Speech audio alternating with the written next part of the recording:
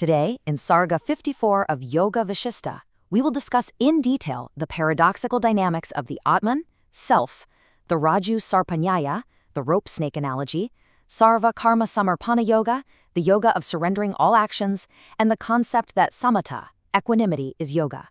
Welcome to this explainer. We're going to dive deep into a highly structured analysis of Sarg-54, relying entirely on the direct, unaltered teachings presented to us. It's a fascinating journey, so let's get started.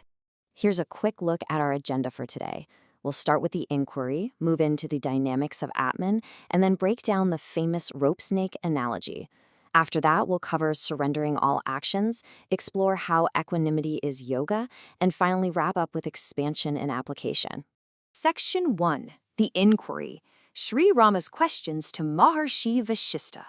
So think about the sheer scale of Sri Rama's dilemma here. He's genuinely questioning the very foundation of our existence. He is actively trying to figure out how our physical senses, mixed with our own human ignorance, somehow manage to cloud the ultimate radiant truth of the soul. Seriously, how does something eternal get so completely hidden by things that are just temporary? To really capture the gravity of this, on page 213 of our text, Maharishi Vashishtha himself actually quotes Sri Rama's exact question, honoring the profound philosophical weight of that original Sanskrit. By looking at the transliteration, a strict word-for-word translation, and the literal English meaning, the verse is explained perfectly simply. There are no modern spins or alterations here. Sri Rama is essentially asking for a mechanical breakdown of perception. How exactly do our senses trick the Atman? Moving right along to Section 2, Dynamics of Atman. This brings us to Principle 1, Tadejati Tanajati.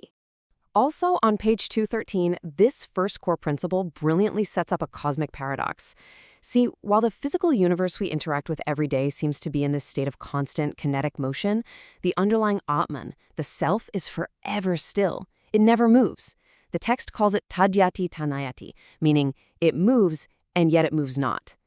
It's totally wild to think about, but this ancient Vedantic concept actually mirrors how modern physics views kinetic energy, vibrating within a completely static, foundational quantum field. To wrap our heads around this dynamism, we really need to understand Brahman. The key takeaway here is that Brahman is the absolute, unchanging reality. Think of it like a massive, perfectly static movie screen, and the entire chaotic, moving universe is just a movie projected onto it. The movie plays out with all its drama, but the screen itself, it never actually changes. That takes us to Section 3, the rope snake analogy. Principle 2, Raju Sarpanyaya. Sequentially, to answer Sri Rama's question about how our senses deceive us, page 213 details the famous Raju Sarpanyaya. It explains that, just like someone walking in the dark might mistake a plain old piece of rope on the ground for a deadly snake, we humans constantly mistake this temporary material world for the eternal reality. It's kind of like stressing out for hours over a vague text message, only to find out later the person was just busy. Your anxiety in that moment was completely real, but the actual threat wasn't. The snake represents all our worldly fears and sensory deceptions, while the rope is the singular truth of the Atman.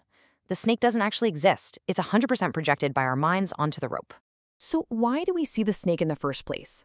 Well, the text defines this as ajnana, which means ignorance. It's a sensory illusion that literally blocks out our perception of the true self.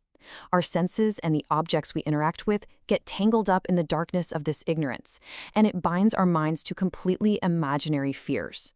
We basically suffer over a snake that was never even there, completely missing the harmless rope right in front of us. Section 4, Surrendering All Actions. Principle 3, Sarva Karma Samarpana Yoga. Now, to actually overcome this blinding ignorance, page 215 introduces the yoga of surrendering all actions. Sticking to the literal English meaning in accordance with the original context, the instruction is clear. You have to perform actions without claiming ownership of the results. Philosophically, this is huge. If your ego is the thing creating the illusion, then letting go of the ego's actions literally dismantles the illusion itself. And what's great is they give us a very practical methodology here. We aren't just left floating in high philosophy. These are real, step-by-step instructions for daily life. Step 1, do your daily duties, but without attachment. Step 2, recognize that the Atman, your true self, is the non-doer. Remember that static movie screen? That's you. Step 3, offer the results, whether they turn out good or bad, to the divine. That is what it means to live in a complete spirit of surrender. Section 5. Equanimity is yoga. Principle 4. Samatvam yoga uchate. Over on page 215, this capstone verse makes a really important point. Maharishi Vashishtha shows us that true spiritual connection isn't about extreme asceticism, but it's also not found in excessive worldly indulgence. It's found in perfect balance. Samatvam yoga uchayate. Equanimity itself is called yoga. By defining samatva, we get an incredibly practical life lesson. Equanimity means keeping a totally steady, balanced mind, whether you're dealing with massive success or crushing failure, pleasure or pain. If you truly understand that the world is just a moving picture on the unmoving screen of Brahman, you can finally get off the emotional roller coaster. Maintaining that perfect equanimity, staying completely unshaken by the imaginary snake, is the absolute highest methodology of yoga. Which brings us to our final section, Section 6, Expansion and Application. Let's look at the Vedantic connections and our daily methodology.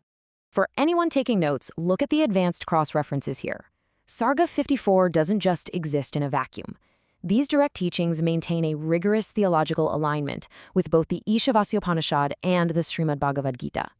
Whether we're talking about the moving yet unmoving paradox of the Atman or the massive importance placed on equanimity and surrender, all these foundational texts are echoing the exact same non-dualistic truths. To really ground this philosophy, we're given a detailed framework to apply these ancient principles to the everyday trials of our modern lives. Number 1, stop fearing imaginary snakes. Learn to catch your mind when it's projecting anxiety onto something completely harmless. Number 2, live with a spirit of surrender. Do the work, but let go of the fruits of that work. And number 3, maintain your equanimity. Stay balanced, no matter what success or failure comes your way. For the academic researchers and dedicated students following this explainer today, these are the key takeaways drawn directly from the unaltered text of Sarg-54. We've sequentially covered Sri Rama's critical questions, some profound theoretical conclusions, key terminology like Brahman, Ajnana, and Samatva, and we've highlighted the specific verses and page numbers you'll need for a rigorous study. As we wrap up our journey through Sarg-54, I want to leave you with a provocative question. It's really the ultimate test to see if this text clicked for you. If the snake is merely an illusion and the rope is the only reality, what imaginary fears are currently dictating the actions of your life? A humble request from the Vedmata AI family. If you found our presentation enlightening, please share our video widely so that authentic knowledge of Ayurveda